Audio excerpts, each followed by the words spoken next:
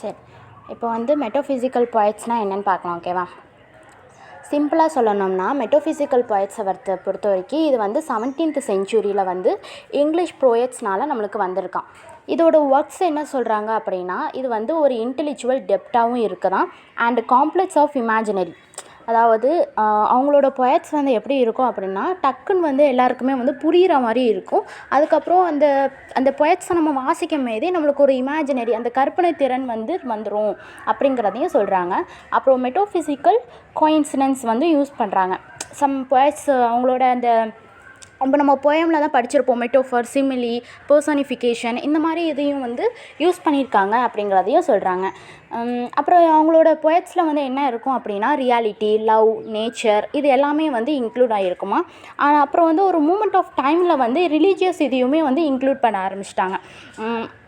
Religious சம்மந்தமானதும், அப்புறம் வந்து சயின்டிஃபிக்காக டிஸ்கவரி பண்ணுறது, அதுக்கப்புறம் ஒரு ஃபிலோசஃபர் வந்து என்னென்ன எக்ஸ்ப்ளோரேஷன் பண்ணாங்க, இது எல்லாமே அவங்களோட ரைட்டிங்ஸில் வந்து கொண்டு வந்துட்டாங்க அப்படிங்கிறத சொல்கிறாங்க.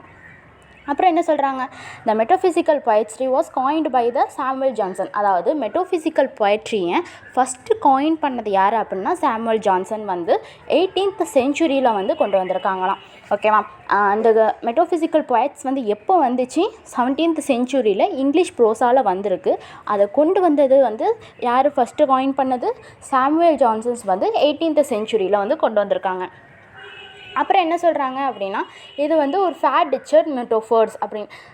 சிம்பிளாக சொல்லணும்னா, அவங்க எழுதுகிற பொயட்ஸில் வந்து நிறைய ரீசனிங்ஸ் இருக்குமா. அதாவது காரணம் இல்லாமல் அவங்களோட பொயட்ஸ் இருக்காது, அர்த்தம் இல்லாமல் அவங்களோட பொயட்ஸ் இருக்காது. அதான் reasoning in poetry, however the over time the gain. இதில் என்ன சொல்கிறாங்க அப்படின்னா, இந்த லைனை பொறுத்த வரைக்கும் எங்களோட ரைட்டிங்ஸ் வந்து கொஞ்சம் கொஞ்சமாக, கெயின் மீன்ஸ் வளர்ச்சி ஆகுதுன்னு அர்த்தம், கொஞ்சம் கொஞ்சமாக வந்து வளர்ச்சி ஆகுது. அது மட்டும் இல்லாமல் அதை வந்து நாங்கள் அப்ரிஷியேட் பண்ணி எங்களோட நிறைய ரைட்டர்ஸ் வந்து எங்களோட ரைட்டிங்ஸ்க்கு சப்போர்ட் பண்ணியிருக்காங்க அப்படிங்கிறத சொல்கிறாங்க. கீ ஃபிகர்ஸில் என்ன சொல்கிறாங்க அப்படின்னா, ஒரு ரைட்டர்ஸை பற்றி சொல்லுவாங்க. இந்தந்த ரைட்டர்ஸ் வந்து இருந்தாங்க, இவங்க இந்தந்த தீம்ஸ் எழுதுனாங்க.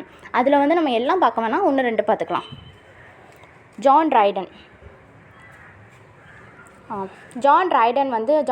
என்ன செஞ்சுருக்காரு அப்படின்னா, அவரோட தீமை பொறுத்த வரைக்கும் லவ், நேச்சர், லவ், ரிலிஜியன் அந்த மாதிரி உள்ளதை எழுதியிருக்காரு.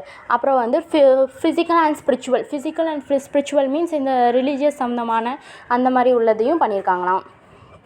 அப்புறம் இவங்களோட ஃபேமஸ் ஒர்க் என்ன சொல்கிறாங்க அப்படின்னா, dead not be proud.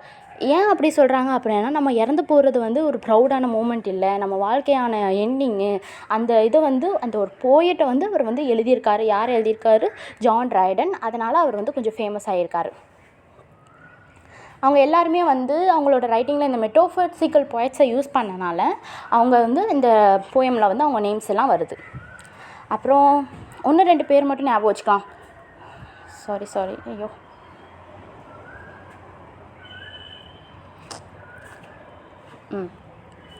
Andrew Marvel. இவங்களோட போயம்ஸ் வந்து என்ன எழுதியிருப்பாங்க, அவங்க எல்லாமே எழுதியிருக்காங்க. ஆண்ட்ரூ மார்வெல், ரிச்சர்ட் கேஷ்வா, அப்புறம் வந்து ஆப்ரஹாம் கவுலி, இது எல்லாமே வந்து எழுதியிருக்காங்க அப்படிங்கிறத ஞாபகம் வச்சுக்கலாம்.